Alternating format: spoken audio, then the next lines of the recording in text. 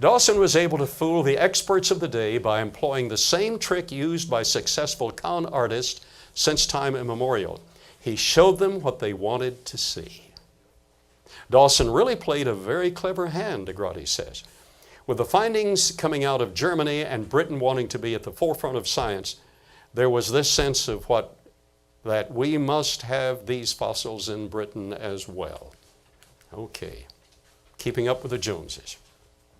DeGraudy says Piltdown's other prime suspect, Smith Woodward, was merely an unwitting participant in Dawson's gamble for fame. Although he helped with the excavation, he always let Dawson guide the work, she says. And you have the references for all of this, and I hope you, in your classes and pulpits and at universities, I hope you disseminate the facts. Because we're going to see in a moment the trail of ape-like creatures to man still includes in many of the publication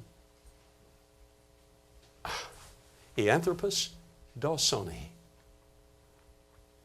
Who's Eanthropus dawsoni? Piltdown man.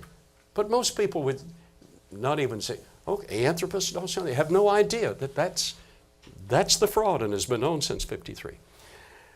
Okay. Still others remain convinced that Dawson had help. Francis Thackeray, a paleoanthropologist at the University of Witwatersrand in Johannesburg, South Africa, says he strongly suspects the Jesuit priest, Teilhard de Chardin, and priest and committed evolutionist, was in on the hoax. My view is that Teilhard de Chardin was an advisor to Dawson. Well, those are opinions. Either way, the hoax succeeded and affected and infected millions of individuals. Dawson's calculated chicanery underscores why studying Piltdown Man is still important to modern science, and this is from the literature of a journalist. DeGraudy says, there's still a danger of being too quick to accept interpretations. I wish they would adhere to that, because every few months there's a new missing link. Next year, then they say, well, that isn't really the facts. But before the academic community studies it sufficiently, it's broadcast worldwide. And that's very unfortunate, because there is a calculated agenda to convince this culture that we descended from lower primates.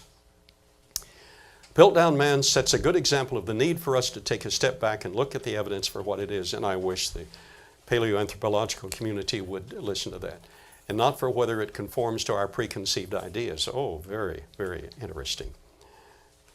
The conclusion, Piltdown Man was an audacious fake and a sophisticated scientific fraud. Meanwhile, in the Western Hemisphere, we have